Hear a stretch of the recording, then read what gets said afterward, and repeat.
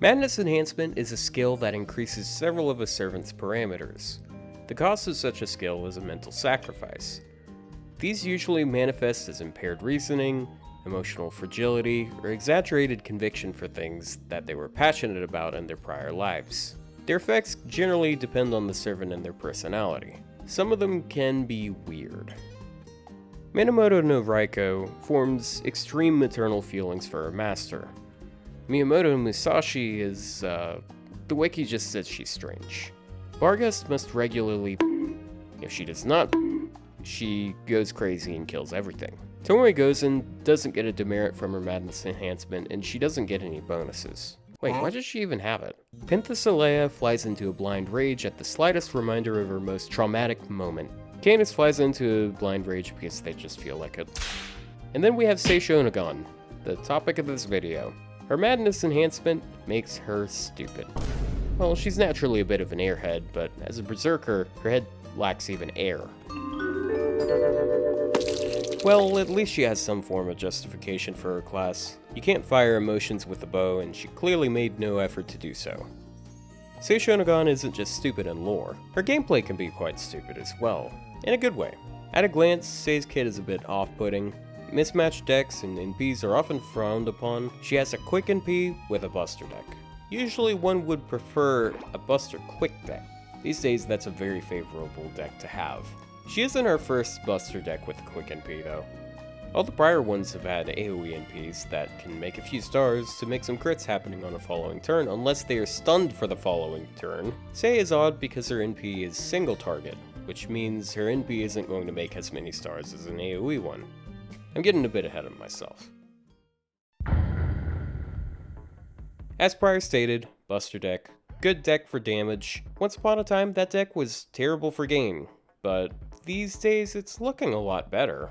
I'll elaborate later on the analysis section, but for now I'll just say that she has good gains. Her attack is right in the middle as far as 4-star Berserkers go.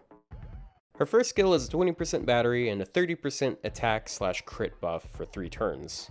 Quite standard and pretty nice. In older times, the attack buff would rarely break 20%. 3-turn crit buffs are really nice because crit servants usually have to deal with card RNG. Within those 3 turns, assuming that you don't reset the deck, you're guaranteed those 5 cards. All you need to worry about is getting stars on the cards, which is a problem that a lot of Berserkers suffer with as they have the worst star weight in the game. Speaking of having stars on cards, here's a second skill. Another 2-time 3-turn evade on a 6-turn cooldown, which we do see quite often these days. And there's a 1-turn absorb and a 1-turn 100% crit buff.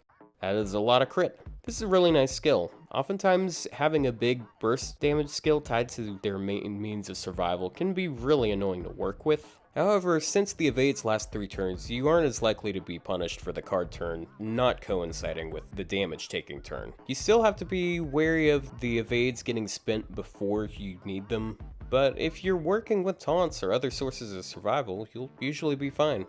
Last up is a popsicle. Yes, the skill is just a popsicle. She can give her popsicle to a teammate, or she can eat it herself. When it's eaten, they get burn debuff immune, a heal, and 25 stars. That's a net 50% boost in crit chance. It's on a normal cooldown too, so she can output a pretty notable amount of healing. The burn immune is very niche, and since Berserkers take double damage all the time, you're better off using the heal on someone else. But 3000 HP is 3000 HP.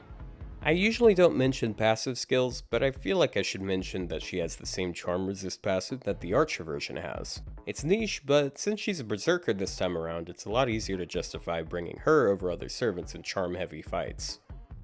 Last up is a slight variation of her Archer NP. It's single target, as prior mentioned, and it has a wide spread of specific damage mods. She gets a special attack buff against Shadow Servants and Man Attribute Servants, but instead of dealing bonus against neutral enemies, she actually gets bonus against lawful. Fortunately, the overchargeable one is the Man Attribute one. 2 are static, but the most common one can scale. Shadow Servants rarely have the HP to justify using her against, but Man is the most common attribute in the game. Lawful isn't the most common of its trio, but there's still over 100 Lawful Servants right now on the Japanese server. That's some pretty wide coverage between those two. I'll speak at greater detail regarding NP damage later in the video. My ult is pretty limited. I've spent a little bit of money on it, but for the most part, that was in efforts of building a really strong Semiramis. The servants you'll see there are from little multi-rolls from scattered banners that resulted in some NP1s. Berserker Sei is one of the NP1s that my ult has gotten.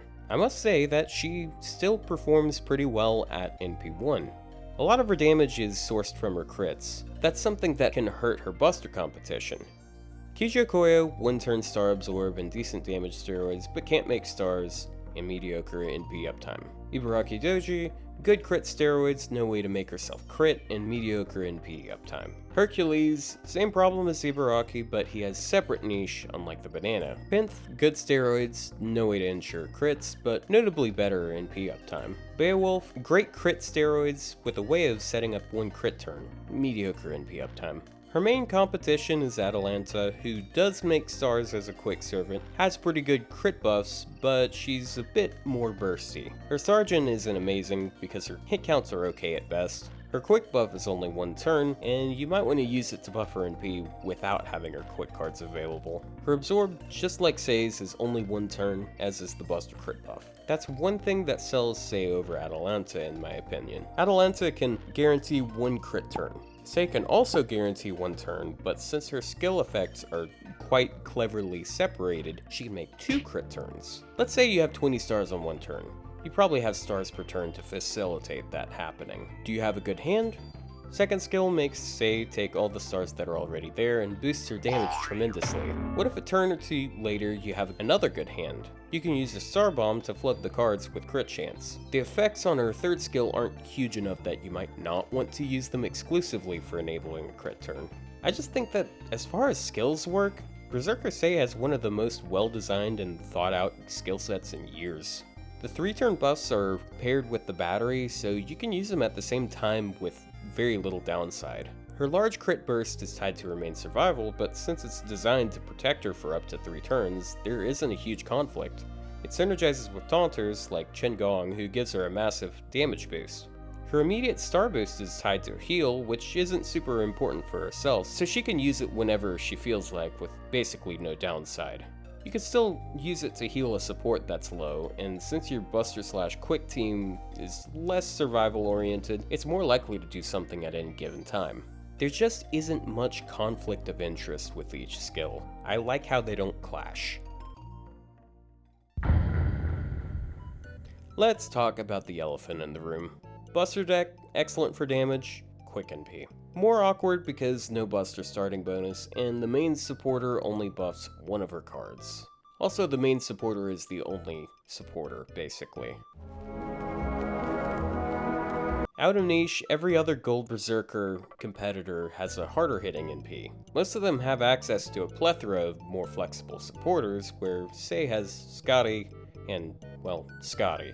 You've probably heard it by now, but she has some really good synergy with Summer Scotty. Quick NPs with buster decks usually do.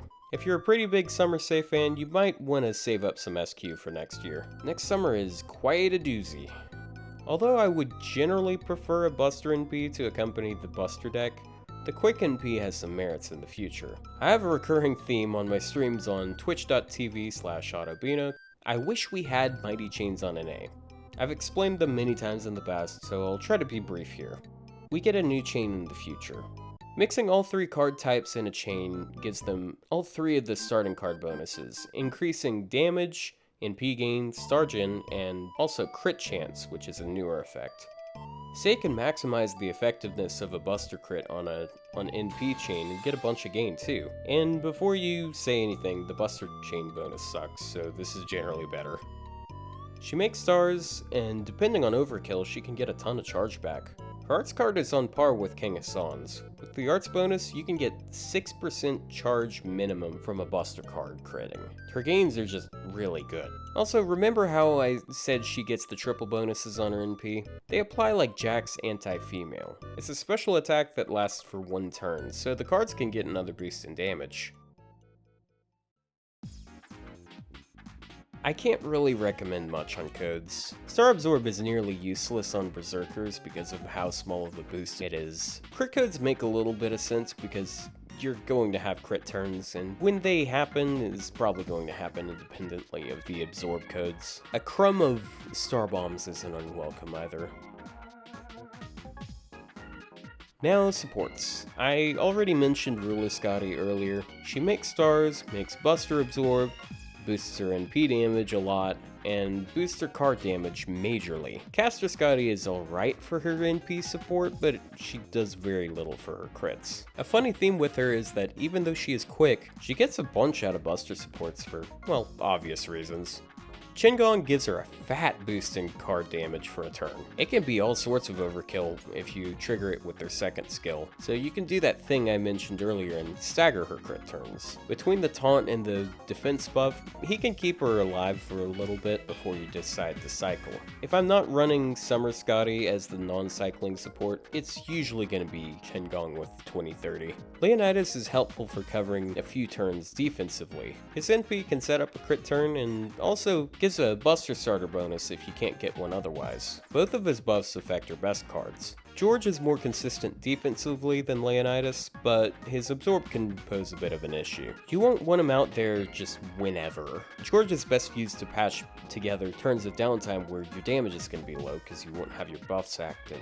That way his absorb doesn't really disrupt you at all. Lightfitch is a completely viable support for her. Battery, Buster Card Absorb, Stars, and increased skill uptime are all very valuable effects for Summer Say. The HP drain doesn't really matter much because Berserkers get less out of that HP. Say can also just heal it back. Unfortunately, there aren't a lot of support options for her card type. Outside of Scotty, you'll usually just rely on Buster supports. It's all well and good for card damage, but her NP just won't scale as well as the Buster competition just because of the sheer lack of buffers. Ultimately, that's her weakest point. Quick has the fewest options. However, Quick is way better than people realize. More on that in a future video maybe.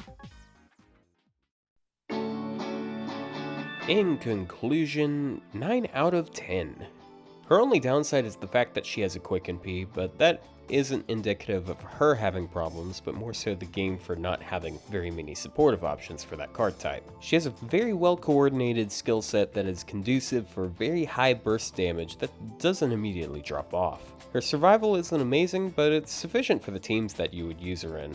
All in all, I think she is a very clean servant to bring. Her wide array of niches and the fact that she is a Berserker really can push her viability in a lot of fights. Thank you so much for watching. By the time this video is going up, I am probably going to be going through the moving process. I'm moving to another place somewhere between Thursday and Friday. So if you guys want to help me out with that, like any sort of donations through be it Twitch or YouTube, anything like that is super duper appreciated. Also, you guys should come over and check out my streams on Twitch. They're going to be going down a little bit in quantity, but we do have a regular podcast going on with Plushie Mistress. So if you don't care about hearing what I have to say, well, you might care about what he has to say. But regardless, thank you all so much for sitting here and watching, and I'll see you all on the flip side.